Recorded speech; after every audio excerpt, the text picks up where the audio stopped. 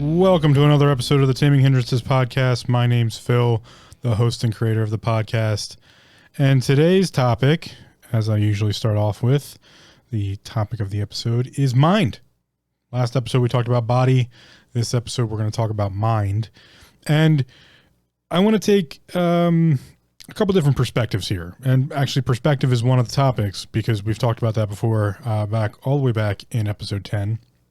But to get started, I've said this many times throughout other episodes. If you haven't caught those or if you just missed it, mind is the second health body in antiquity. So when we talk about the alchemical sciences, if we talk about just ancient medicine, if we talk about Ayurvedic, if we talk about Chinese traditional medicine to some extent, most old school or antiquity versions of medicine or ancient versions of medicine, specifically those found in Egypt, have to do with, and this all comes from the mystery schools, have to do with the idea that there are three different health bodies.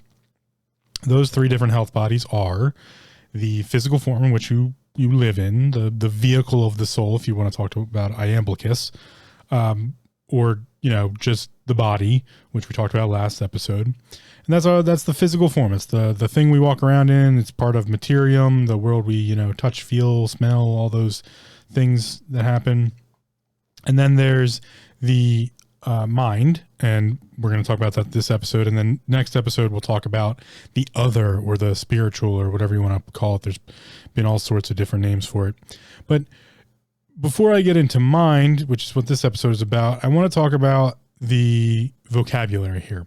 So I break it down as the physical, the mental, and the other, because I just don't put a term on the spiritual side of things, or again, whatever you want to call it, just the other. That isn't how it's usually written. There's multiple different names for everything. For others, some people say celestial, they might say astral. Typically, though, when the word astral comes up, that's actually talking about the mind. Things like astral projection or just, astral qualities. That's typically happening in the mind. So you might hear that term used. You'll hear materia. But if you hear prime materia or prima materia, that's actually talking about other. So it gets kind of complicated, and it takes a little time to figure out what everything's being described as, because the words are just thrown around willy-nilly and that has to do a lot with, when I talked about language and, we talked about vocabulary way back in the beginning episodes of this podcast. So part of being initiated, which is an episode that's coming probably after the other episode, we'll talk about the initiates or the initiation, which is something I've been through. So you get initiated into the mystery schools, and part of going into that, you learn there's names that are just used for the heck of it, just used to, kind of throw people off the path. There's names that are just used because that was, the vernacular of the time. So you have to be very careful about the way in which you interpret the vocabulary, which is why I'm starting off with this explanation when we talk about mind, because that's the translation point. When we talk about the three health bodies, we talk about physical, we talk about mental, and the other, the mental, or what would be referred to maybe as the astral, that's the translation point. That's the point where everything kind of gets translated between other and physical, or physical to other. And, Hermes Trismegistus, Thoth, whatever name you want to put on it, wrote, the Emerald Tablet of Thoth, or the Great Pyramender. That talks about one specific law, and that law is as above, so below. Well, as above, so below has been found in just about every religion in some form or factor, because it works with this triality. And the triality is the part where I find a lot of people get mixed up, specifically when it comes to what we decipher as the mind. Now, we'll get into a little bit more of this when I talk about initiation and the initiates, or maybe you are an initiate, and you are on, the path of the initiate or the initiation. There is a lot that goes into wrapping your head around all of this. And this is why I think particularly these three episodes here, 22, 23, and 24, last episode body, mind is 23, and then next episode 24 will be other. It's the translation point. It's the middle ground in what I find to be the beginnings of self-awareness and mental health to whatever comes after it, whatever comes in, like the intermediate level, the advanced levels, however you want to describe it. This is the part that a lot of people get stuck on and really never ever get past, or never choose to get past. It doesn't, this isn't to say you have to grasp this, you have to understand this, but understanding this piece really is what opens up a lot of people to all of the other great pieces of knowledge out there, or just opens someone up to how to think about these things. So, consider this almost like a translation piece. And that translation piece, because we're talking about the mind and that's where all the translation happens, is that there are these three health bodies, as I described them. And this is all anecdotal through my own words in hopes that it will give understanding to someone else. Some people will just be like, Phil, you're a quack. I don't know what you're talking about. This is all BS and I don't understand. Okay, I get it. That's fine. I'm just trying to put it in words that maybe other people might get. You might not be one of them. I'm sorry. My bad. Didn't know how to put it to you. It's part of a teacher's job to figure out different ways to put it. So I've tried different ways.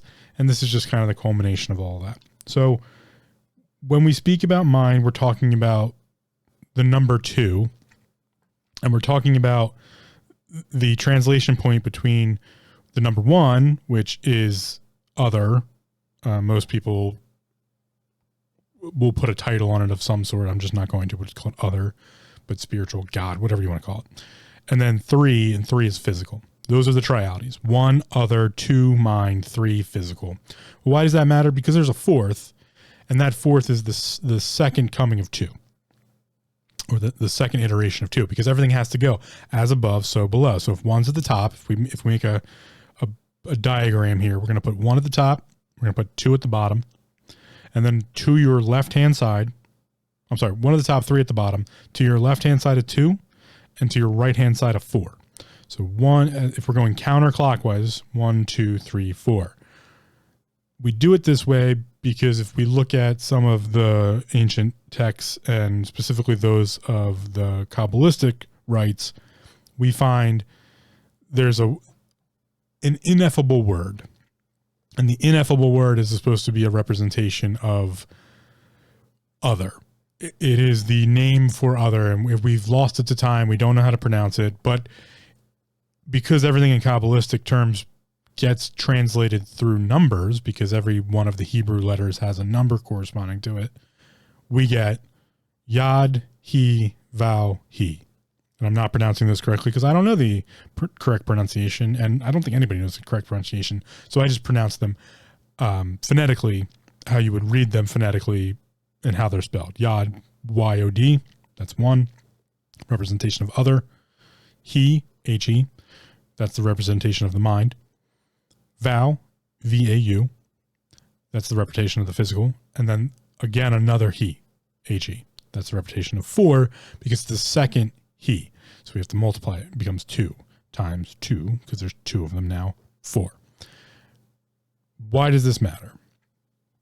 Because when we look at things in this nature, and you might read about things, you might read about the ineffable name, Yad, He, Vau, He, and you might find the Kabbalistic patterning for how to translate things to numbers and how all numbers get broken down to a singular digit. So if you had 10, it's 1 plus 0 equals 1. These are translations, and these happen mentally. And this is why the mind is the most important part here, because oftentimes that He will be talked about as astral.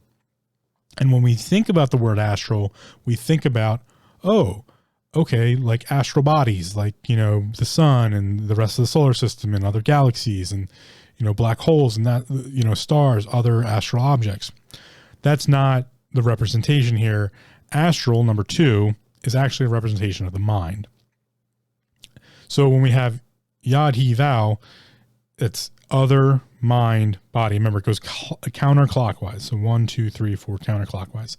Then because we have a second He, that's what we mean by as above, so below. It's a transition point. It's if we had other, we have to translate it through the mind. So 1, 2, and then to get to the physical, we go 1, 2, 3. But then to get back to 1 again, we have to go back through the mind. So that's another he. So that's 4.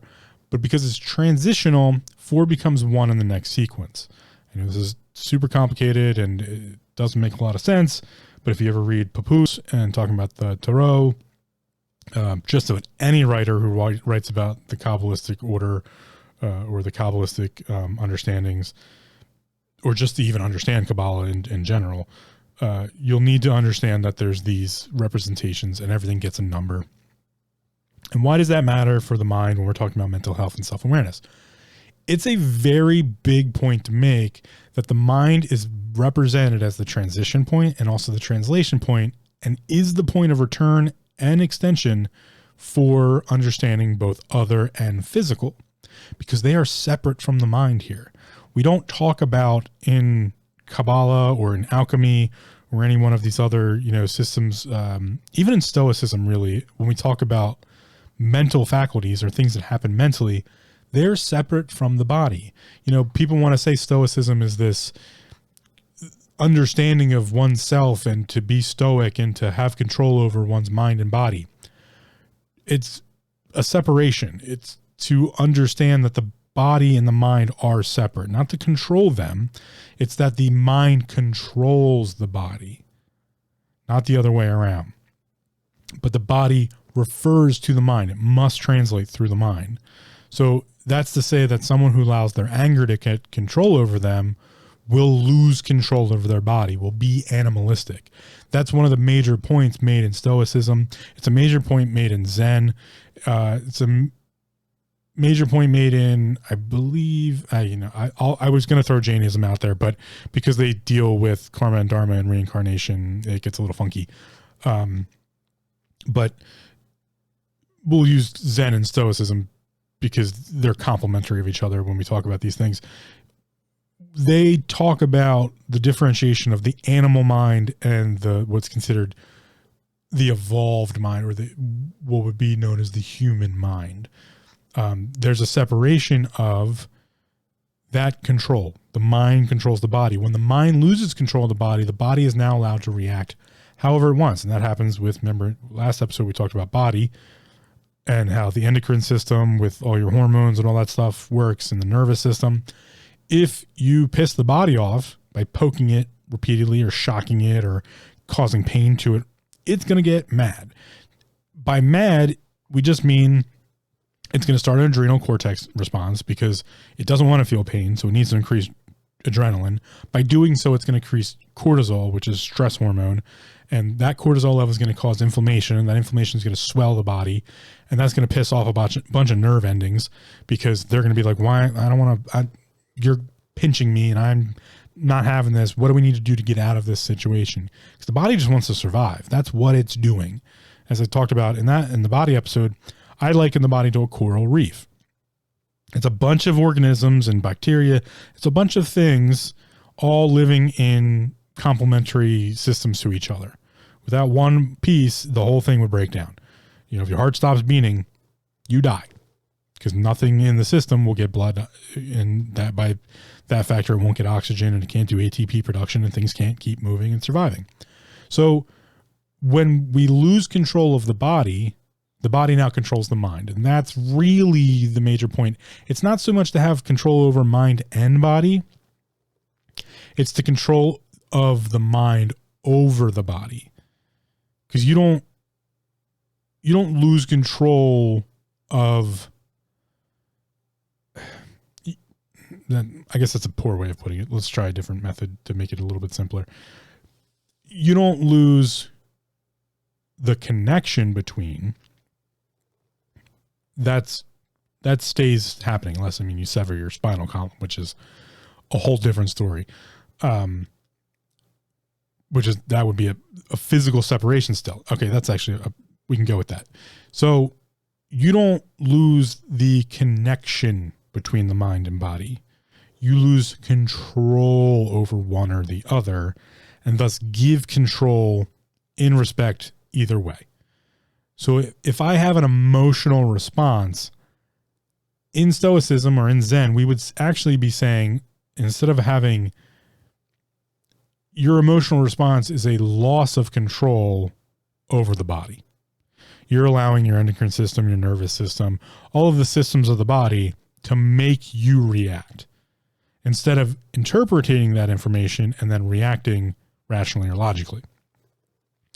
So by that definition, you're losing you're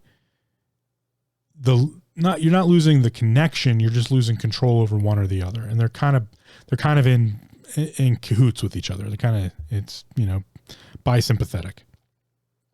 So when we talk about loss of function, though, that is the severing of the connection. And that's a whole different thing. But that's not what Zen talks about. That's not what Stoicism talks about. That's not even what Ayurvedic talks about when they specifically talk about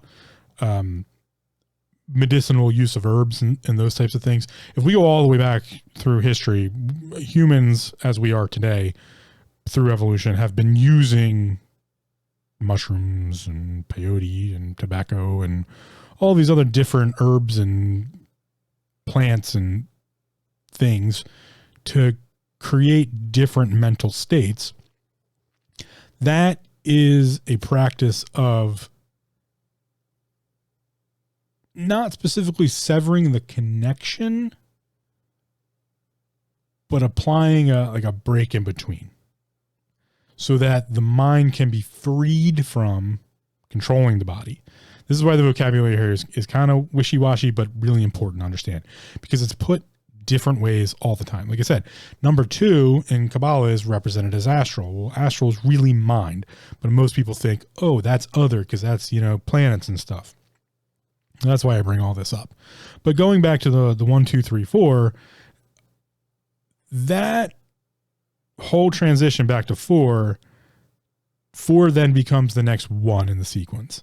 And then we have 4, 5, 6, and then 7 becomes the next one in the sequence. Then we have 7, 8, 9, 10. And that's how we get from 1 to 10. And then remember 10 is again 1 because 1 plus 0 equals 1. That's it. We always reduce everything to the simplest number possible. You could start with 1,600,012. You just reduce it to you add all the numbers across and then reduce it until you get to whatever number. And each number has a representation. Blah, blah, blah, blah, blah, blah, blah. Where are you going with this, Phil? This is because the mind is the translation point. That's the most important thing we have to understand about our minds. It is literally just a translation point. It is the shaping of and the understanding of everything else that's going on in both materium and other. The mind is constantly working, constantly doing things. It is an amalgamation of tissue and electrical storms and all sorts. It's just a fascinating thing we've created. This mind that we use regularly. And that mind is the translation point. And if we talk about the physical, you have this thing known as the 2 hemispheres of the brain matter, and then you have the hippocampus and prefrontal cortex. You have all the different pieces, and we can break it down as much as you want. And then we have the blood-brain barrier, which is made of synovial fluid that keeps the brain all kind of squishy and fluided and just happy in there with nutrients. That's all the physical. Think about what the mind actually does regularly. It translates things. It translates the physical body touching things. It translates the eyes seeing things, the nose, all the olfactory system, the ocular system, our taste buds. So it translates all our senses into an understanding. A good representation of this is when we think about computers. Most computers nowadays have a GUI, a graphical user interface. Most people just call that your desktop, and the start button, and this is what Word looks like, and this is what my web browser looks like, and behind the scenes there's a CPU and a graphics card and a bunch of other and RAM sticks, random access memory sticks, doing all these translations like the mind does, and then turning them into a GUI, a GUI, graphical user interface that we get to mess around with. It's the same thing of like using a camera on your phone or even using a mirror is a very good representation of what I'm talking about. That is a GUI. If you look at yourself in the mirror, that's a graphical user interface. We don't poke it and slide left and all that. We don't do all that kind of stuff. But it's the translation of, oh, okay, I can touch my face. I can, maybe I can trim my beard. I can do my hair. And it gives us the representation. What we're really looking at, though, is the mind translating all of the input from the ocular, I think it's prefrontal cortex, and then there's also the little crystals in your ear that make up your equilibrium. It does all these calculations to go, okay, on a mirror, if I reach my left hand out, it's the mirrored image. That mirror creates the image, and then our brain figures out, oh, okay. You ever watch a really good thing to do is if you ever see a kid use a mirror for the first time, it's not exactly like, we don't just get it, or the mirrored surface of the water as our ancestors would have used.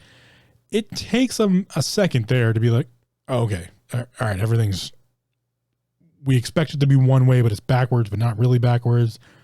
And then this is an image. This is the image of me. This is the physical image of me. And because that translation is so delicate, we can often end up with things that are in the realm of clinical psychiatry and what we know as major depressive disorder. Like I said, I talk about it the other side of things. I don't talk about the psychiatry. I'm not a doctor. I cannot diagnose or prescribe. I'm not a professional in any way. I'm just an idiot on the internet. Do your own research. Think for yourselves. I'm just here to put it one way that might make sense to somebody. Maybe not everybody, but will hopefully give somebody a better understanding of what's going on in that noggin, in that mind space, the translation point. When we look at a mirror, it's very common that we can end up with things like what would be clinically diagnosed as body dysmorphia. Because there's a break of the translation. We only see one thing. And this analogy of using the mirror and how that's like the computer system, your brain is the computer system creating the image you're seeing in the mirror.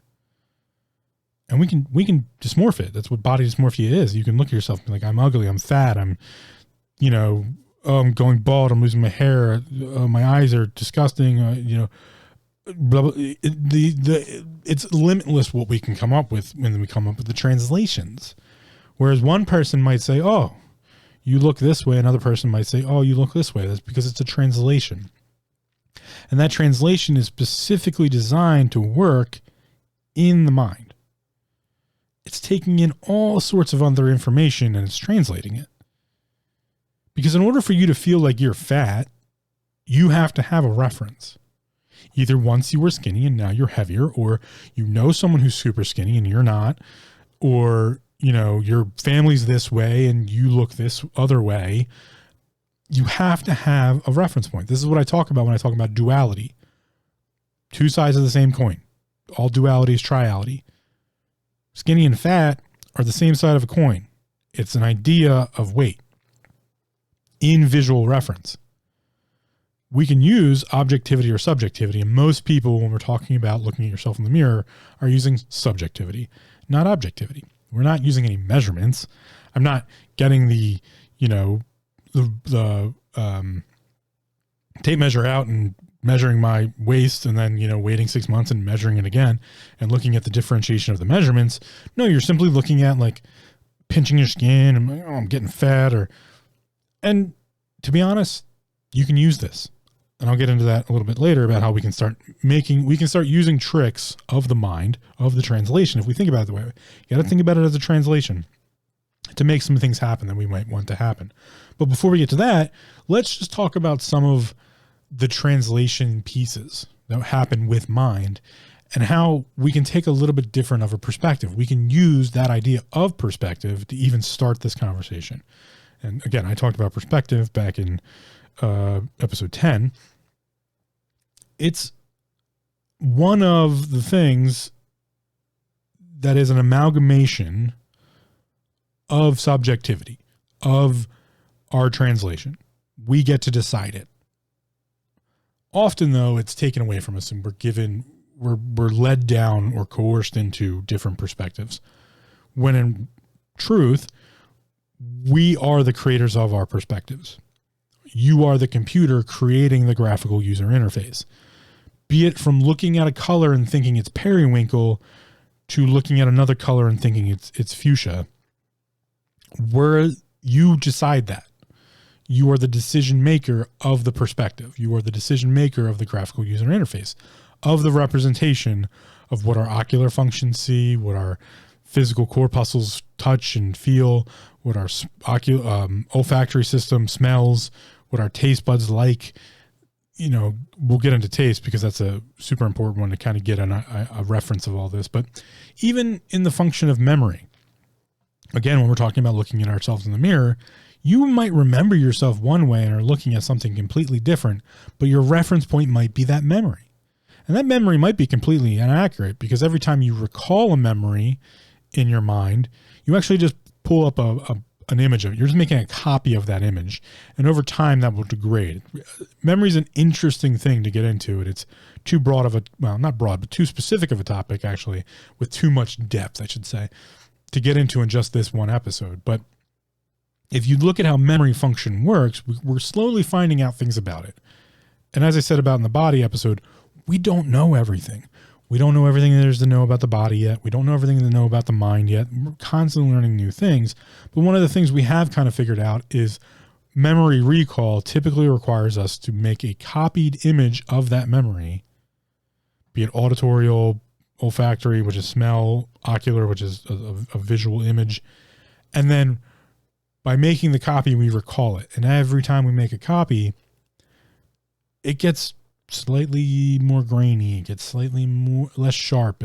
The colors fade a little bit. It just constantly, and then what a lot of people find, depending on each individual. Now, again, this is individual.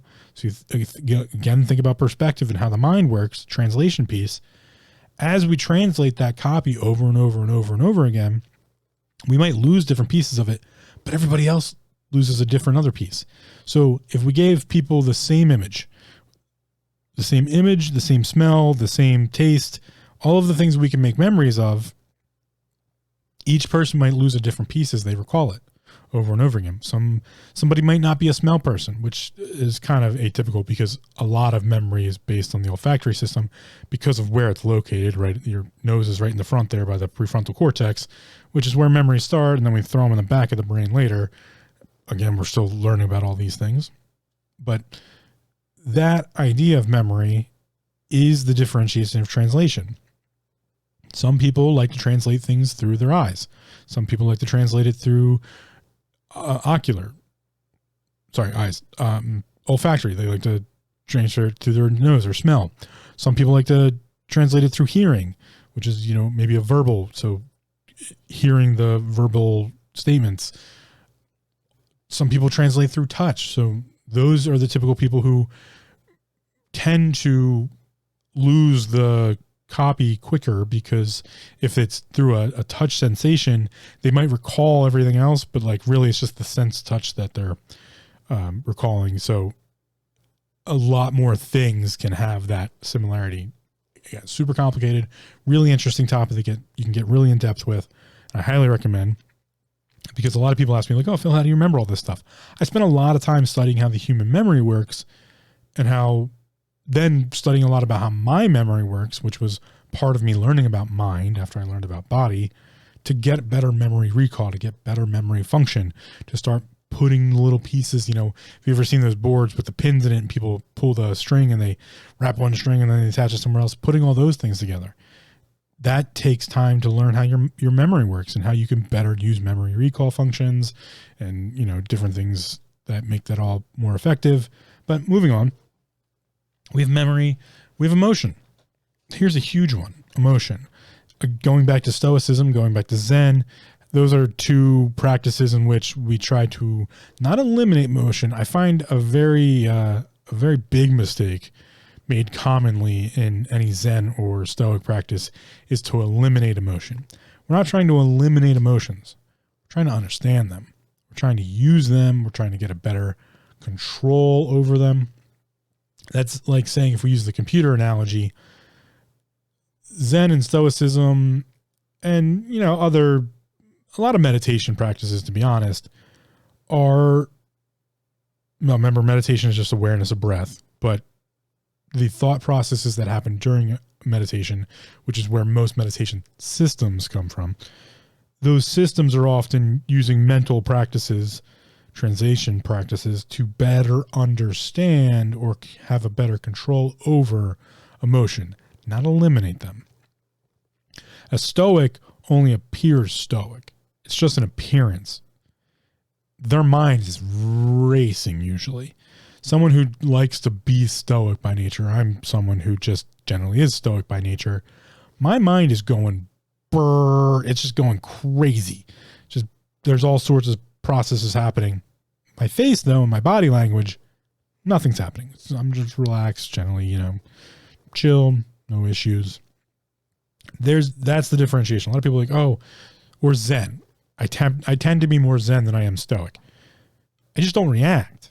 That's how Zen is. Zen just doesn't react unless it has to. That's the practice. If I'm breaking it all down and I'm making it oversimplified, as I usually do, to be Zen natured is to not react unless you have to. It's to always be in balance, right? So we're constantly seeking balance. And if I react immediately, quickly, probably for a reason. That reason is probably because there's something that's either going to run me over and kill me, and I need to get out of the way, or someone else is in trouble, or this, that, and the other thing. A Zen practitioner is seeking control of mind and body all the time. But specifically, they're seeking that transition piece. When I talked about that connection, the connection of mind body, that's what they're seeking control over. That the body never gets control of the mind, and the mind always has some level of control, but they're in harmony of each other. They're in balance. So that if I don't want to move and someone burns me, I won't move. It's not that I don't feel the pain, not that I don't want to hit that person because they burned me for no reason. None of those things happen. It's just I don't move because I'm in control of the body. Vice versa to that, if I feel the sensation and I don't want to be burned, I have a quicker reaction to move my hand away or whatever, thing is. This is the reason most Zen practitioners, if you've ever met a really good Zen practitioner, I am not one, but those who have studied Zen and really practiced the art of Zen and all of its faculties and meditations and just awareness pieces, they're almost like precognitive. It's almost like they know something's happening before it's happening. That's why we get this mystical idea of these Zen practitioners that's just how do they know that? They just moved out of the way. They have heightened their senses and awareness of that connection between the mind, connection between the mind and body so much that they feel precognitive to you. Because they know what's about to happen before you do, because they've already processed. They've already been through the 1,000 scenarios. That's one of the Zen meditations is to ponder on scenario of something. I can't pick one of the canonical writings because I don't remember them all that well. But that's part of process. You would read one of the canonical writings, which is the Mahayana or Vishnahana. If it's Zen, most likely it's the lesser canon, the Vishnahana. Although I might have those backwards. I apologize if I do. I usually do get them backwards. But in the canonical writings, specifically, we'll just use Vishnahana. I'm going to go with. I'm going to commit. If we read one of the canonical writings in the Vishnahana, one of those canonical writings is probably a story of some sort of import that provides a thought cycle. The writing is designed to you to put yourself in the story and to process all of the different things that could happen. That's the Bhagavad Gita. If anyone's ever read that or knows about it, the Bhagavad Gita is part of the canonical writings of the Mahayana. And I believe the Vishnahana, don't quote me on that one, but it's part of the canonical writings of Buddhism. And or has been added to since it gets complicated between the Vishnaha and the Mahayana, but I consider the Bhagavad Gita part of the writings. It's a great read. Read it if you haven't. It's a conversation, this might ruin it for some, but it's a conversation between Krishna and a prince. That's the whole thing. But the prince doesn't know they're speaking to Krishna, the god Krishna from one of the Hindu gods, Krishna. So this prince goes through this whole thing, like learning all these lessons and talking about stories and interactions. And the whole point of the book is to put yourself in the place of the prince and have no idea you're talking to Krishna. And then once you learn at the very end of the book, and I know I'm ruining it for some, but it doesn't ruin it all that much. Because at the end of the book, it reverses it. And then the whole thought process is to think about, to have this essentially mental process, be the CPU, be the RAM in the computer, and process all these things of what about if you were in the position of Krishna? Would you have hidden yourself? Would you not have? When would you have revealed yourself? It just gets into this whole thought process thing. It's simulation. And that's what a lot of the canonical writings in Buddhism are about. And specifically when we talk about the Zen canons, again, the Vishnaha, the lesser canon, which is where Zen Buddhism comes from, not Chan Buddhism, which comes from the greater canons, the Mahayana. The Zen practices had a bunch of these stories. And it was very often that a Zen practitioner would just be sat down by the master and be like, did you read this story? What did you get out of it? And they might make you go through 100, 200, 300. They might make you come up with as many outcomes as you possibly could have, because it's the simulation thereof. And that's the connection between mind body.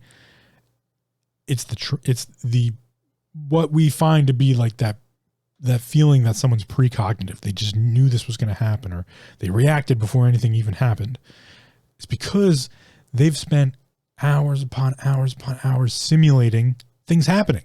So they just get used to walking in a room, mapping the people, mapping the feel, mapping the, airflow. They just get used to being so sensitive to all of the things around them that they come up with here's the most logical or most reasonable thing that's about to happen. And they're prepared, they don't react to, but they prepare to react to that in order of hierarchy. So they might pick out the top 10 things that might happen, and they're just ready for it to happen. It's a weird way to live sometimes, because I do it a lot.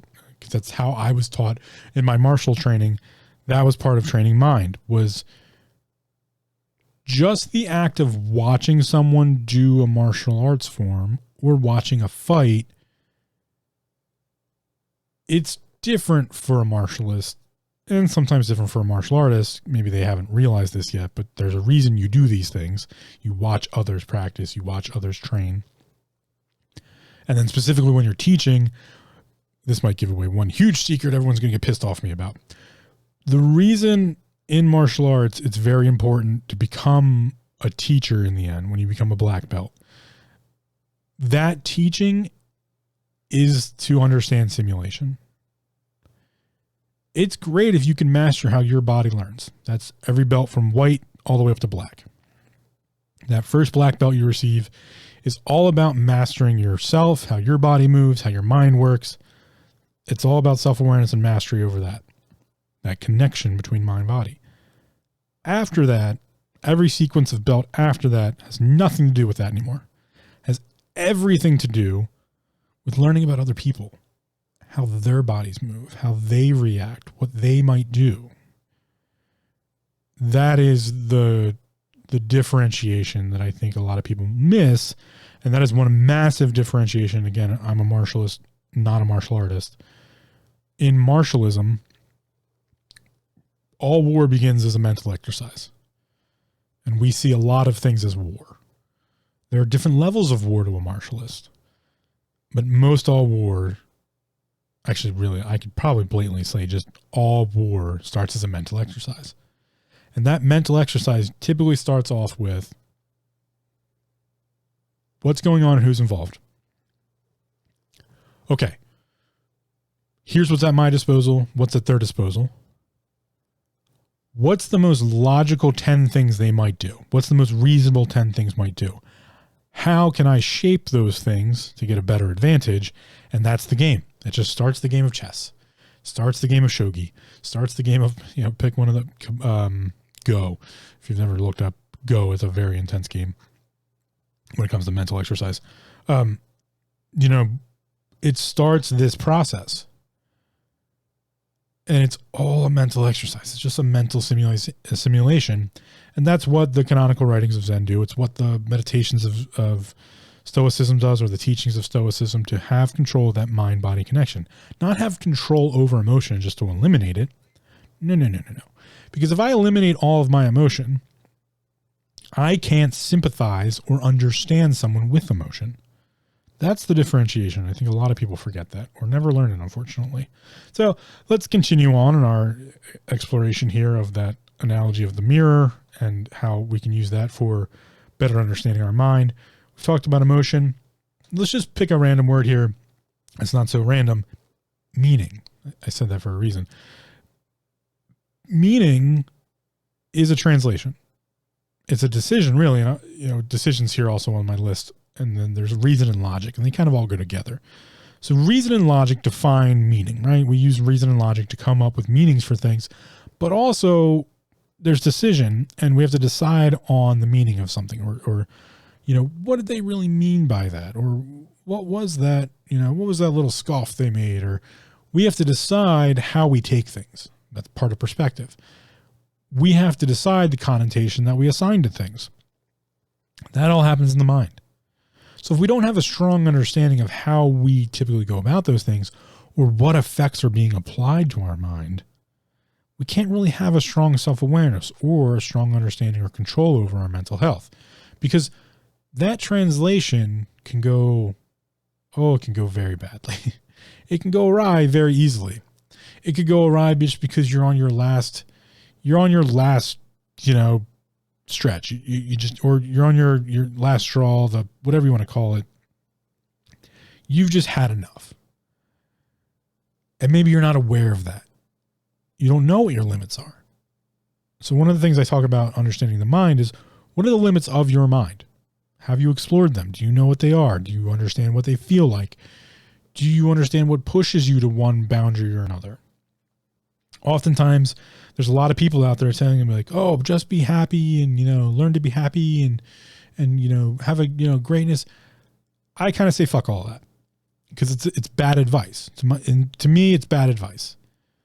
I'd rather someone learn about what makes them content and to find the middle ground than to learn what their extremes are. Because it's much easier to get yourself back to a middle ground, than it is to get from one extreme to the other. It's like a roller coaster. Most people are living life through a roller coaster. Huge up highs, feelings of elation, just that feeling of elation. Oh, this is amazing. I'm having the best time of my life. Oh, it's so great. And then the drop. And then the lowest lows. All the way down. Oh, everything's terrible. I used to have so much fun. I used to party all the time. Now I'm just, bored at work. Everything sucks. That's the game of the roller coaster ride through life that most people put themselves on because they never learn about the drive to the amusement park. They never learn about the middle ground, the contentness. Because, again, it's easier to get from one extreme to content than it is to get from one extreme to the other. So if you're constantly in the middle, it's real easy to swing one way or the other, and you only need to go so far to really get that feeling. So, if you know what makes you content, it's very easy just to add a little extra of that sauce and come up with something that makes you happy. Or to understand that, oh man, this thing's lacking some sauce, so it's making me kind of sad. That understanding of the middle ground is what a lot of people are never taught. And it's almost like it's impossible to teach because it's a translation. It happens in the mind. And this is one of the most important things I could ask someone. Again, in the intermediary. This is not really where you should start out when you're talking about self-awareness and mental health. And in fact, we're 23 episodes in until I even brought it up. in this podcast.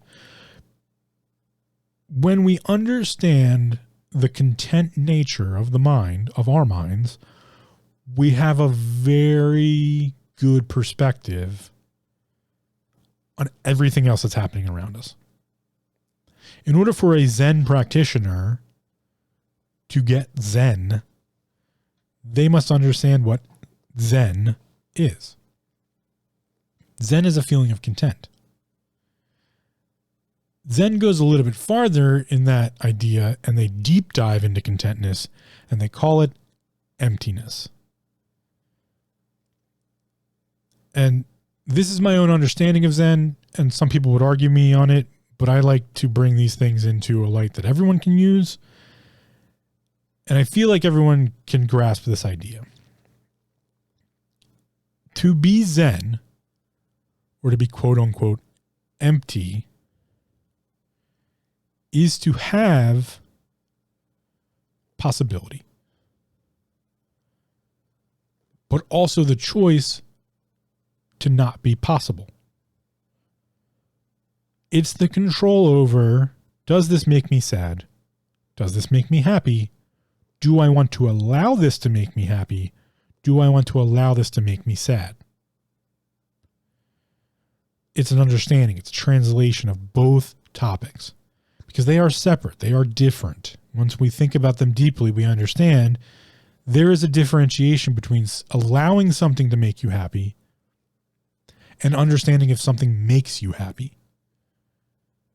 Because if you know, first off, if something will make you happy or make you sad, you can then control the dial from 0 to 10 or break it off at 11, whatever you want to do with it.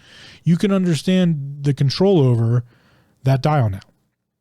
So if we just use the 0 to 10 dial and we know something's going to make us sad and we know it's going to make us a 5 on the sad, we can maybe dial that down to a 3 or 2. Or maybe it just doesn't make us sad in general because we know it's going to. So we precognitively function ahead of time to know, oh, this is going to be rough. This is going to be tough. This is what I'm talking about when I talk about the Buddha said life is suffering, but it's much different when you understand to choose how you suffer. That's part of the teachings, when we quote that from the Buddha, a lot of people forget is the Buddha did say life is suffering in a kind of a roundabout method, but the direct translation there would be, yes, life is suffering.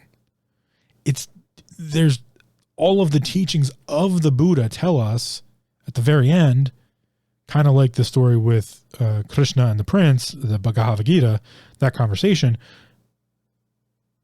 It's different when you choose how you suffer.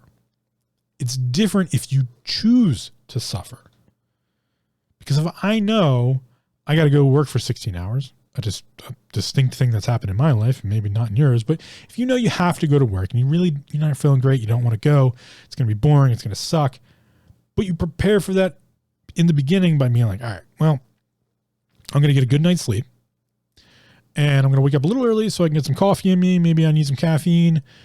Maybe I'm just one of those people who like to eat in the morning, whatever you want to do, but you choose to not go out and party, so you're going to suffer because got to go to bed early because I got to get up tomorrow and I got to go to work.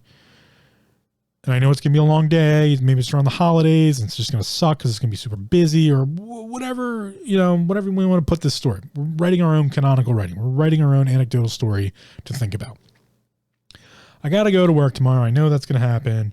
And I got choices. I can make choices. I can go out and get drunk and, wallow in the idea that tomorrow's going to suck, and then I get shitty sleep, and then I wake up groggy and tired and feel like crap, maybe with a hangover, and then I'm going to try to throw down, some Western medicine system pills and grab some caffeine and a 5-hour energy and all this other crap just to get through my day. Or I know tomorrow's going to suck, so I'm going to try to get to bed early. I'm going to eat a good meal before I go to bed, maybe, make sure I'm hydrated, just get to bed early, take a shower, relax a little bit, get to bed early, get as much sleep as possible, quality sleep, do whatever I can to do that. Maybe take a melatonin. I'm not a doctor, can't diagnose for sure. I'm not telling you to do this.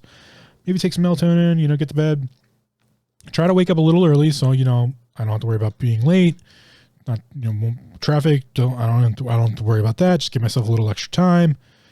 maybe have something in the morning that I like. Maybe it's a cup of coffee. Maybe it's, a yogurt, some food, take my vitamins, just get prepared in general, go my drive, get to work, get my stuff set up, do whatever I need to do. And I'm mentally prepared. I've done everything I could. I got good sleep. So I don't feel groggy. I feel decent. When you do that, typically what I find is that suffering isn't as bad as it could have been. And thus, you just are aware of that throughout the entire day of like, it could be worse. I could be tired. Yeah, it was a shitty day, but I was prepared for it. And you went with the idea, you went with the mentality of, okay, today's just going to suck. Oh, well, I'm just going to get through it. I've done a bunch of things to make it a little easier. Got good sleep, got the cup of coffee. I did all the things. And now it's just, all right, it's meh. It went from, oh, this is going to fucking suck, to, it's meh. I'll just get through it, just move on. And yeah, maybe at the end it really did suck. But like, at least you knew ahead of time and you prepared for it. That is the differentiation of, yes, life is suffering, but when you choose how you suffer, there's a much different translation in the mind. Things stop being, everything's fucking horrible and there's no way out of this, and I'm just in this deep, dark abyss I'll never climb out of, to, hey, rock bottom's a pretty solid ground to stand on, and I can make some moves from here. I can, I already know things are shitty. Okay. It doesn't take much to make things less shitty. If that's where the dial is, if that's the reference point, and that's where understanding the mind's translation and how we're translating things can make a huge difference in our mental health. And it comes from a standpoint of self-awareness when we learn, we learn about memory recall. We learn about, things like body dysmorphia, and that what we see in the mirror maybe not be true, or, we can use what we see in the mirror to make some effective changes. And, I talked earlier how I'd get into this. There's mental tricks that can happen. One of those is the old adage, hindsight's 20/20. That's awesome. Everybody's like, oh, hindsight's 20/20, and they use it as a negative connotation. No, hindsight's 20/20. It means I can get a great lesson out of what just happened if I just spend the time thinking about it, because now I have a clear picture of what happened. I know that asshole fucked me over, and I shouldn't deal with people ever like that ever again. Awesome. Now I know that. I've learned a lesson. That's great. Not hindsight's 20/20. I should have known. Oh, things are shitty. No, you need to change the translation if you're going to make any effective change whatsoever. I'm not going to sugarcoat this for you. This is what needs to happen. However you go about it, you'll figure out, because that's your job, not mine. But what I can tell you is when you make the differentiation of the translation, again, the mind, the health body, the mind body, the mind piece of the three. When you start changing the translations, you just get so much more control, and it's a snowball effect of this. This is what every self-help thing out there is trying to, get people to do. And I don't create a system in which to do it, because I'm not one to create systems. I can just give you ideas of ways to go about it, and you'll figure it out for yourself, because that's the best way to do it. If you really want to enact change in your life, figure out how best it's going to be for you to make that happen. Okay, you might want to try another system or another program or somebody else's ideas. That's great. But if you don't make it yours, it's never going to work. You can go to AA meetings all you want. If you don't believe in the methodology in which they give you, it's not going to work for you. You can get on any fad diet, any weight loss practice you want to try. South Beach, I'm not saying they're bad, just it doesn't matter. You can pick any one of them. If you don't believe in the methodologies or understand the methodologies in which they're using, it's not going to work for you. So one of the great mental tricks you can use is that whole mirror system of the graphical user interface you're thinking about, that your mind, your CPU and RAM and all these, the graphics card and all this stuff in the computer are producing. Or if you want to use a different analogy because you don't understand computers, all the crap inside the TV you don't know anything about, creating that image on the screen, that's your mind. You don't really get it, so that's fine, but it creates this image. If you don't change or use those to your effect, you're never going to create change. You're choosing change, but you have no control over the choices you're changing. So we can use tricks. You can look in the mirror and you can go, you know what, you fat piece of shit? It's time to lose weight. Because really, if you want to lose weight, that's a great place to start. Using it in the effective nature of, I'm going to choose to suffer. You look at yourself in the mirror, because I've done this and I can tell you it works. I've seen other people do it. You look at the mirror and you go, you know what, you fat piece of shit. You're a fucking fat piece of shit and you need to change. Not go eat a bag of Cheetos and try to feel better about yourself because you think you're a fat piece of shit. No. Choose to understand that, you know what, I'm drawing a line in the sand. I'm saying you are fat and ugly and I don't like the way you look. To yourself, not to others. But we're going to change it because this is the end. This is where we draw the line. We're changing it. And then understand that that could take years. It doesn't matter. We've drawn a line though. So we're going to make a change. We're choosing to change. And by doing so, we know we're going to choose to suffer. And thus we're going to choose to suffer. And that suffering is not going to be as bad because we're choosing to do it. So we start to make little choices, little changes that turn into decisions, because that's what the mind does. It makes decisions. And those decisions are eat less sugar, move more. Very simple. Calories in, calories out. What effectively that does is right there starts the process of, I'm not going to gain more fat. I might gain muscle at this point. Who knows? My weight on the scale might go up. But my fat content's probably going to go down and my cardiovascular system's going to be more healthy because it's not trying to overload itself with all this extra crap it's got to do, because I'm going to lower my sugar, lower my calorie intake. Sugar is the easiest thing to get out of the diet to do this. And then increase my movement, known as exercise, or just moving, park farther away from work, park farther away from the house, walk more, take a walk, jog in place a little bit, swing your arms around while you're watching TV, do some dips on the couch. Doesn't matter. You can add all sorts of things in. The process is infinitely changeable and infinitely customizable. The basics of it are, look at you in the mirror. Look at me.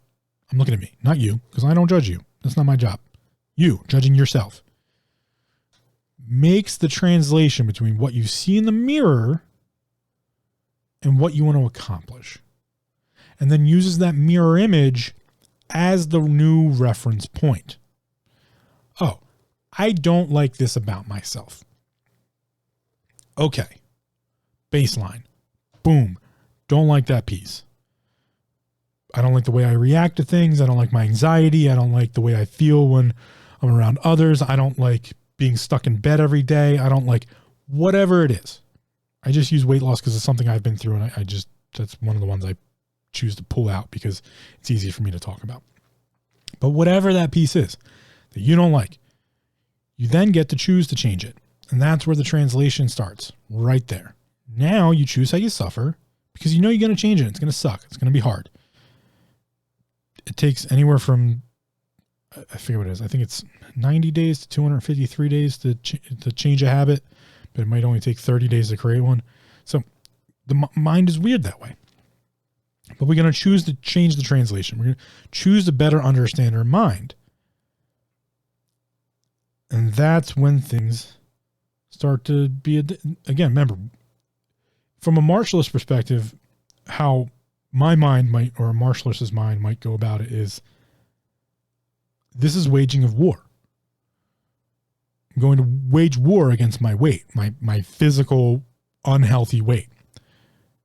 There's all sorts of possibilities in which I can do that. So I'm going to pick the top 10 ways that this might function and how I'm going to go about it. And then I'm going to wage war. And war is a mental exercise. So I need to come up with a mental simulation of what might be the things I change.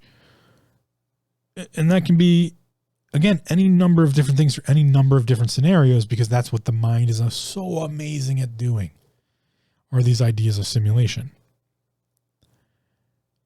Now, I understand that if we're talking about anxiety, if we're talking about our mental faculties and those types of things, it might be tough to have these simulations because you might have just gotten yourself into the point.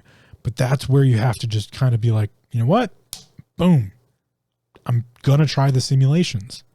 I might not take the actions quite yet, but at least I'm going to try to simulate it. Because the weird part about simulations in the mind is they become reality.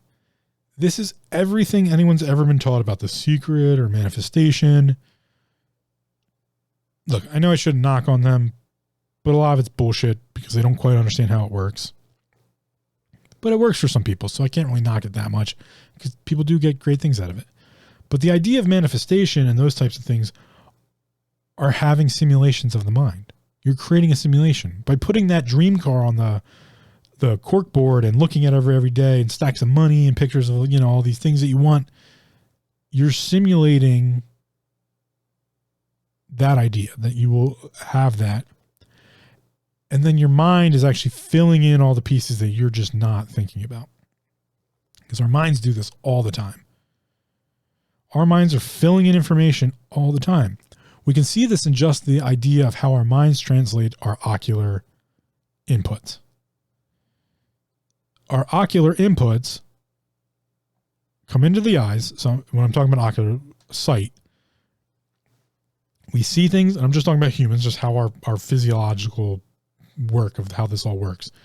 We see something, it goes into our retina, flips itself upside down through the cornea into the retina, flips itself upside down, goes through the ocular nerve, gets reflipped upside down. So it gets flipped upside down, mirrored, reflipped upside down, and then translated into the mind.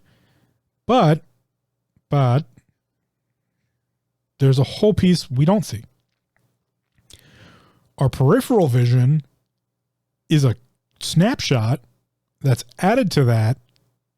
And then because it's flipped up, that's still flipped, reflipped. So things are getting flipped constantly. We'll just forget about that part now because it's complicated. But our peripheral vision is actually made up of snapshots. Our retina, our rods and cones see different things. We have these different pieces in our eye. This is why I talked about body first. Because once you understand how the eye works, you can start to understand how the mind works real easy. Well, not real easy, but you can get a better understanding because our visual references aren't exactly what we're seeing all the time. Your peripheral vision is a snapshot. It's a slower frame of reference compared to what your visual focus is on. This is one thing we teach martialists and martial artists, or just fighters in general, is how to defocus your eyes. Because when you defocus your eyes, you start to take in a bunch of different information that becomes very important. Because if you focus your eyes too much, you might miss the beginning of a punch or a kick because it's in your peripheral. And because it's in your peripheral, you took a snapshot of that 3 milliseconds beforehand. So now you're 3 milliseconds behind of a kick that's going to take 6 milliseconds to finish. That's a problem when you're fighting something. This is really important when we go back to antiquity and we talk about people who are really good weapons fighters. Weapons move very quickly. And a Eskrima stick, which is one of the systems I was taught with, a stick in the hand, it's about 16 to 18 inches long, some are longer, 22. Depends on the person. You always want to measure hand grip, blah, blah, blah. Doesn't matter. The swing speed of the arm is one speed. Because of how fulcrums work and centrifugal motion, the stick speed, the head of the stick, can be moving upwards of 100 to 110 miles per hour depending on the person. That's really fast.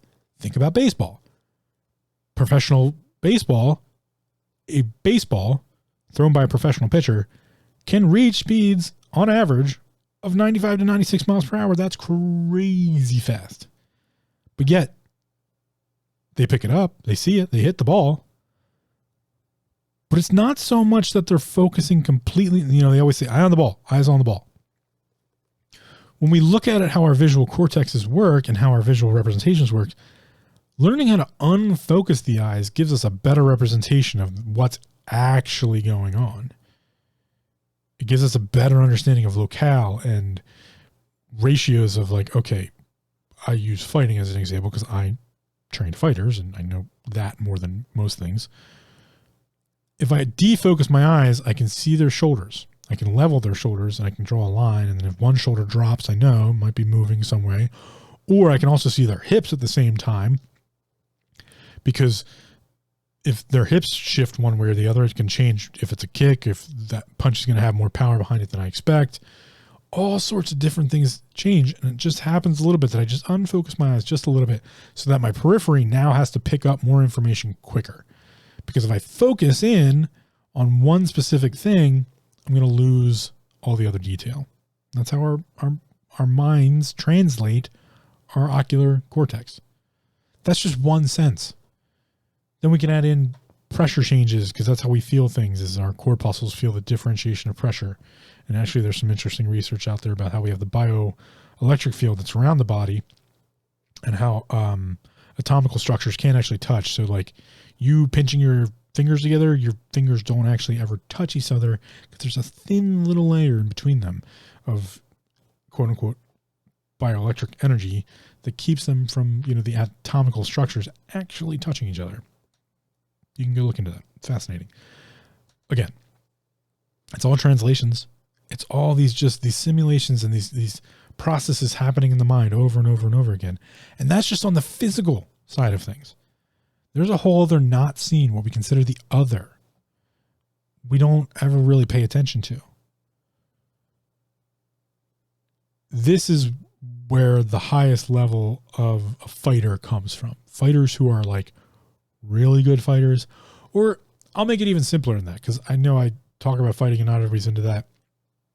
And even I don't like watching fights because I'm more of a pacifist. And once you've had a certain level of violence enacted upon you, it's kind of tough to watch other people have that enacted upon them. But that's just me personally. Anyway, let's take a really good manager, for example, or like a firefighter, or, someone who's just been doing something for a long time, right? Or just skilled in it. You can take the 10,000 hour rule. 10,000 hours makes you a master, those types of things. Someone you maybe look up to or envy, or just like, oh, wow, look at their skill. That's amazing. Or, like acrobats and like professional sports and athletes and firefighters, even like pottery makers or painters. Those who have the skill to be amazing are those who practice the most, because they create that precognitive simulation. It becomes instinctual for them because it was trained that way. They've spent the time translating these things over and over and over again. This is where willpower comes from, fortitude comes from. The person who goes to the gym regularly, all the time, gets super fit, does all that, they're the ones who spent the time simulating, well, if I don't get up today and I don't go to the gym, then I'm going to lose my gains, then I'm going to spiral downward. They have that understanding. That's where the self-awareness piece is, when we talk about the mind, is simulation. Self-awareness in the mind, for when we're talking about strictly just about the mind, is the process of simulation. We can simulate what's going to happen. Thus, we become aware of the outcomes, and we can make choices and changes. Remember, choice begets change. We can make those decisions, which is what changed. Go all the way back to episodes, let's just say 8 and 9, choice and change. Those processes can happen due to simulation. So simulation is self-awareness when we talk about the mind, that ability to simulate outcomes and simulate processes. Mental health, when we talk about the mind, is the understanding of the interactions that happen after those simulations are played out, or what's commonly referred to as action and reaction. Essentially, entropy. In metaphysics, they like to talk about entropy and reverse entropy and all these things and how all these interactions work. When it comes to mental health, that idea of entropy is the mental health control point when we talk about the simulations of the mind. So first we have the simulation processes, which is self-awareness at a functional mind level. Again, I'm just strictly talking about in the mind, the translation piece. of it all. Those translations or simulations of translations have entropy. Entropy is when all the processes stop, and then we have an entropy piece, which is where time as a simulation or time as an understanding chooses one direction. That's entropy. So if we pull the Jenga block out and the Jenga tower falls, that was a point of entropy. All their points up to that had entropy. There's processes happening, but entropy is really when there's just one outcome. All of the physics and all of the measures and everything has now been calculated, and it happens. Reverse entropy would be reversing that. But we all know how time works in this reality we live in, so reverse entropy is really hard to come by. Not that it's not possible. There are processes of reverse entropy, but entropy of nature, which is a flow of time, specifically in one direction with a vector, because that's how entropy works. That's the mental health piece, is understanding the entropy point. So we have the simulations, which are translations. Then we have translation. We have a translation. All boils down to. And then entropy happens when all of those simulations fall away to one outcome, a single translation of possibility or however reaction is going to happen. Then we have action and reaction, which is entropy. And we're left with what that's going to do to our mental health. Will this make me happy? Will this make me sad? So the more understanding we have of the simulation of the mind and its ways it works and how we translate things, the more control we have over the outcome or entropy of the mental health state that comes after. If we understand that the pet, dog, cat, whatever, is old and has some health problems, yes, their death may be sad, but we simulated the process of knowing, hey, the animal's old, it has health problems, there's a strong possibility at this point it might pass away, and thus we're prepared for the entropy of the mental health side of, this is going to be sad, and I'm going to need to deal with it. So now I have the choice to beget the new of how I react to it. So going all the way back to the beginning of this episode, we have Yod, 1, he, 2, Val, 3, he again, 2 twos, 4. So let's run through the cycle. Yod, which again is other. That's the incoming information. Whatever begot whatever. The start. That's the start of the flow. Something's happening. Then we have he, 2, simulation. We're going to simulate something. We're going to simulate whatever this all of this information coming in toward, all the information coming in towards us. We're going to simulate that. And then we're going to simulate all of these different, however many process. I want to put a number on it, but I shouldn't. So just all the infinite, not infinite, but all of these processes. So Yod, information, things coming in, processes coming in, things we need to translate. 2, simulation of the translations. That's the first he. Then Val, 3, that's the entropy. That's the reaction. The action to reaction. Or I should say that's kind of the action, the entropy. It's all, we simulated everything and now something occurs. Information in, simulation of information and possibilities, singular outcome of possibility or nature. Now we're back to the second he. the second mental, the second translation, second simulation. That's the break off of now I get to choose how I'm going to react. What reaction am I going to have? Stoic, Zen, huge emotional blow up, downward spiral, positive upward. That's where we get to, after all the simulations, now we get to now simulate our reaction. What are we going to choose to be a reaction? That's why the second he, or 4, becomes the next 1. Because now we are sending out the information. The information came in. We probably had no control over any of it. We simulated all the possibilities. They all boiled down into something else happened, an action happened. Now we have a reaction, but we simulated all those. We chose one. Now we send out the information, thus starting a new inflow of information. So 4 becomes 1. And we go through the cycle again and again. That's the 1, 2, 3, 4 in the counterclockwise.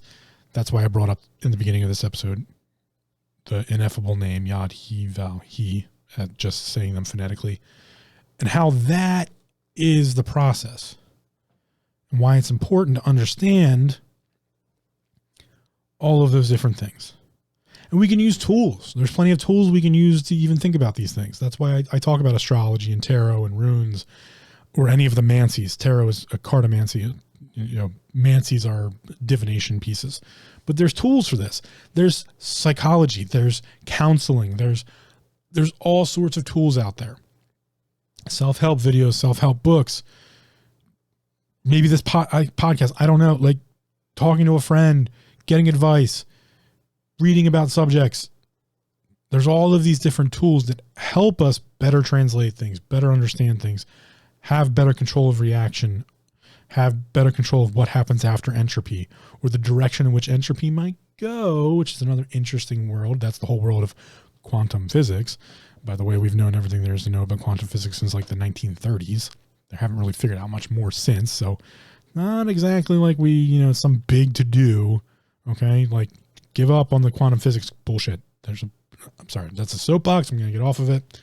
But going back to the things we talked about, memory, emotion, meaning, reason, logic, perspective, decisions, things I've talked about on this podcast, education, belief, language, relationships, emotions, reality, choice, change, how they correlate to each other, which ends in decision, perspective, the different systems that are out there, all the mystery schools, what your truth is, what your identity from there is, what depression really is, just an intaking of information, what your thought process on death is, life, how time works, thought, humanity as a whole, self, what your self is, understanding your body, understanding your mind. Again, these are the intermediary pieces that I'm talking about now, all the way here in episodes 22 and 23 with the body and the mind. Even 21, we talk about self. This understanding is what gives us a better control that we can go deeper with. Because once you have that, you can then gain what I was beginning to talk about at the beginning of this podcast, and now I'm going to end with. When we talk about the Yod, He, Val, He, and how we have 1, 2, 3, and 4, and 4 becomes the next 1. Then we have 4, 5, 6 to 7. 7 becomes the next 1. We have 7, 8, 9, 10, and 10 reduces the 1 because 1 plus 0 is 10 is 1. That gives us the triality. That's how we take 1 through 10 and we make it into a 3. We make it into a try. And then once we have 2 tries, we can become a septenary. We can flip the triangle on top of itself and we get the 6-pointed star. And then we can have 3 septenaries, and it goes on and on and on. But that 3 is really what we have to come back to, because we have 3 pieces. We have the physical body, which we talked about in episode 22. We have the mind, or the mental, sometimes referred to as the astral, that we're talking about here in episode 23.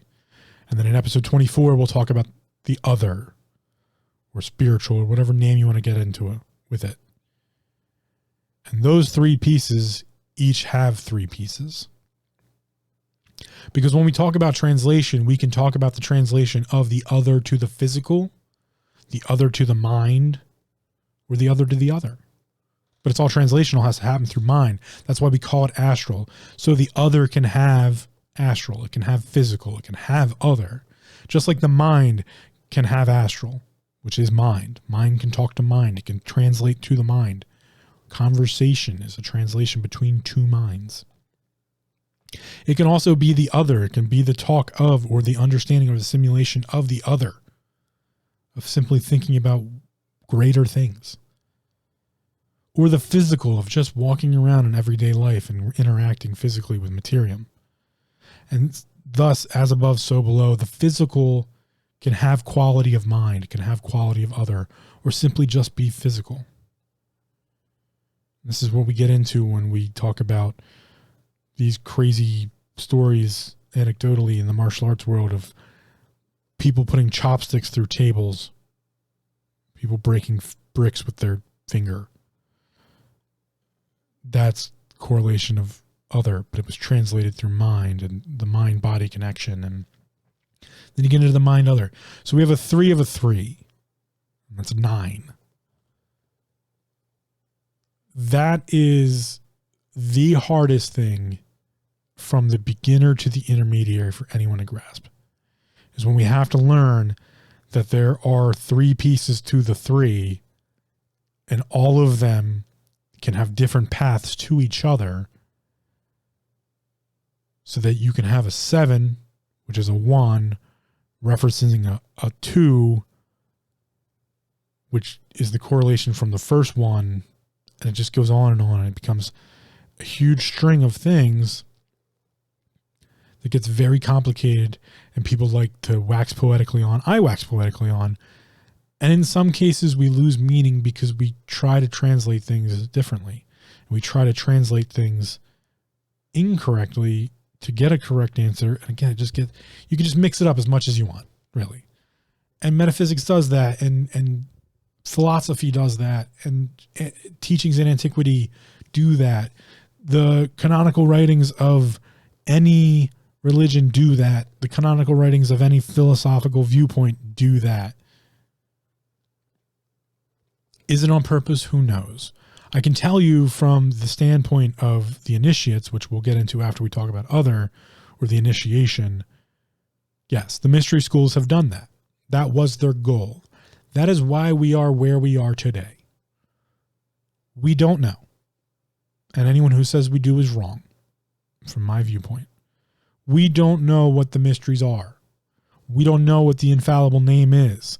We don't know what the specific definitions of any of these possibilities that could be the history of humanity are.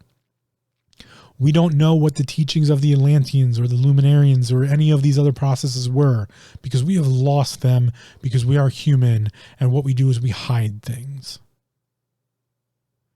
Because we get scared, or we worry, or we get anxiety, or any numeral idea of the differentiation where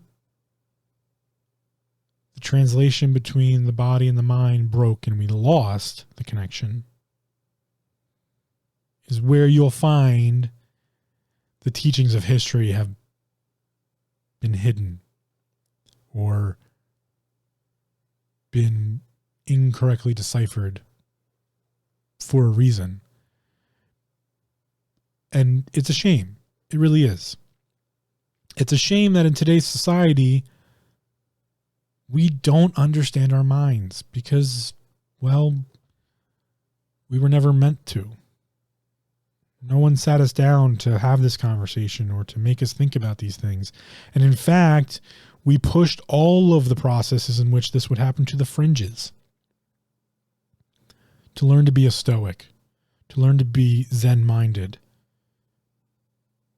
to learn Ayurvedic breathing meditations and the thought processes that come from there. That an entire industry worth millions, if not billions of dollars in self-help exists. But it's a revolving door in which all of those self-help situations want you to continue to buy their books and buy their methods because they need to make more money. Because they're not really in the business of helping you. Where the Western medicine system is all about you staying sick by not educating you about how to be healthy. This is why it's so important to understand how your mind works. Because if you don't have the ability to simulate what could happen, you're left to the entropy of others. You're left to the decision work of others, and thus you no longer have a 1 on the list. You no longer have a 2 on the list. You are left with 3. And you can't transition to 4 to prod out your reaction or entropy because you never had it to begin with. So you are simply left living a physical life with no hope of it being any different. I'm here to tell you that's not true. You are translating this just as I'm speaking it, even if you want to or not. And my whole goal here from the very beginning has always been and will continue to always be to have conversations on self-awareness, mental health, and a bunch of other shit, but specifically to do so in the hopes that will cause you to think for yourself. Whereas I define thinking as taming hindrances in neural kinetics. And that's just a fun way of talking about how our minds use these crazy electrical storms and interact with synapses and basal ganglia and our ocular function and our olfactory system and our verbal and hearing system to come up with these translations of what's really going on around us. But it's you that do that. It's not me. I just want you to do more of it, and I want you to do it constantly all the time. And not allow anyone else to take that away from you or to manipulate it or coerce it in any way that you don't want to allow to happen, that isn't in your best interest or that hurts someone else. Because that's the rule. Is you get to translate these things and come up with all these simulations and then pick the entropy that best works for you as long as it doesn't harm someone else. It's not morally or ethically wrong. And by that definition and that reaction, that entropy, you then get to act morally and ethically and choose your morals and ethics in which you work upon. Be it from whatever simulation you came up with or whatever background yad, one, other you start with. It could be anything. It could even be nothing. As long as you wake up to the idea that your mind is separate from all other things and your mind is what's creating the world you live in, thus you control that world. And yes, there are outside influences every day of our life that we can't control. But we can simulate what happens when we lose that control, and we can simulate all sorts of other processes using our minds, just the power of thought and conversing with one's own self, which we call consciousness. To create the idea of the outcomes that may happen, and thus choose our method of reaction so that we can apply our consciousness to the world around us, which all the frivolous people out there that think they're smart want to call quantum mechanics, and thus have the reactions in which we hope to have or create the reactions that are going to happen. But it all goes through the mind. That's where it all goes. From the physical to the other and the other back to the physical, it all has to translate itself through the mind. That is why we have two twos, the 2 and the 4, and how the 4 transitions to the next one in the sequence of the understanding of numbers through the Kabbalistic system and the first 4 letters of the Hebrew alphabet. Sorry, first 3. Thus, all I'm asking you to do, as always, is just to spend some time thinking. Just go think about whatever you feel like thinking about.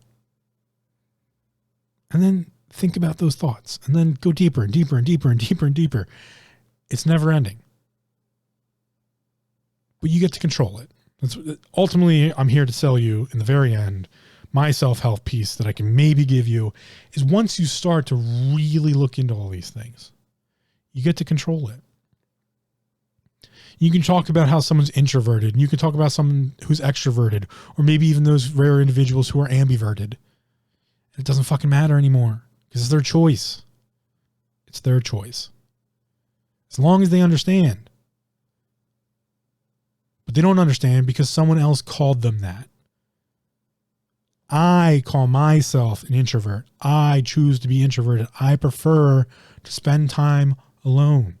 I don't like large groups and crowds because it's too much for me to have to simulate to figure out what I'm doing there, what's going on, what the point is, or how the hell I can just get away from it. It's too much for me. Maybe that makes me a weak person. I don't really give a shit because I know I'm introverted, but I choose to be introverted. Just like I know some other people who choose to be ambiverted. They love that. They love going out and having all those mental whatever's going on. And then they just go to bed at the end of the night. Whereas I spend my entire time trying to go to sleep, picturing every interaction that happened and the entropy in which it created a new reaction. And then was that the right choice and the choice that I really wanted to have and blah, blah, blah. It's just never ending. So I choose to be introverted. Not that people call me introverted and thus I am introverted. I fucking choose to be introverted. It's my choice. It's my translation. It's my yod, my he, my vow, my next he to my next yod, onward and onward and onward and onward. And I control it. And you can control yours. You simply need to choose to do so. And that all starts right in that mind of yours. So I don't even know. I beg you. I don't have words to express, which is very odd for me. My entropy to that. My second he, my transition point to you. It's almost as if I can't.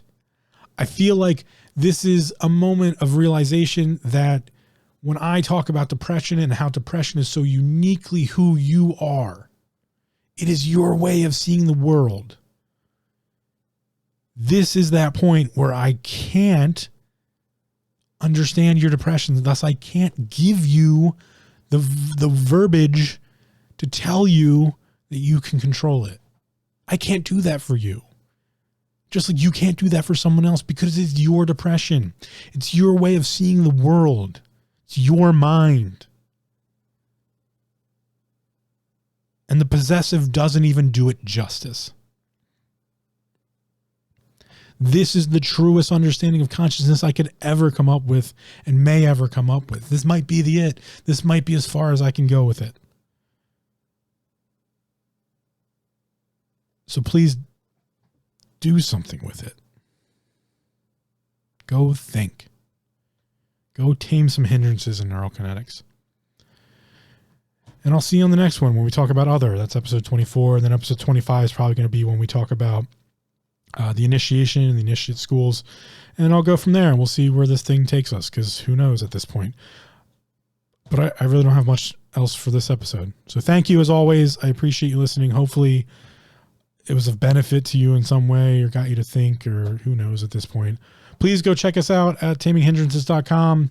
Check out the archive. I try to throw all sorts of stuff in there. I'll have to remember to put a link to the Bhagavad Gita and maybe some other canonical writings. I do have some books on there about from Thomas Hoover about Zen. One is the Zen Experience, which is a great historical telling of how Zen came about and gives some enlightenment to Zen by nature. I believe I have Marcus Aurelius's memoirs on there, his meditations for those who want to check out the Stoicism.